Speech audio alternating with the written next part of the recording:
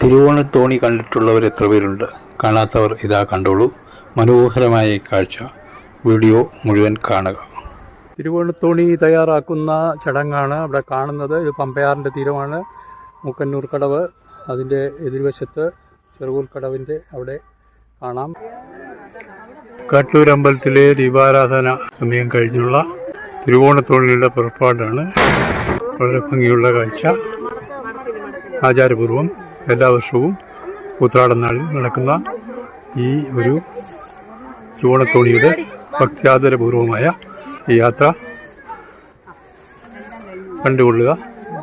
ഈ കാഴ്ച ഭഗവാന് സദ്യവട്ടങ്ങൾക്കുള്ള ഒരുക്കങ്ങളുമായി പോകുന്ന കാഴ്ച. തിരുവോണത്തോണി യാത്ര പുറപ്പെട്ടിരിക്കുകയാണ്. ഇവിടെ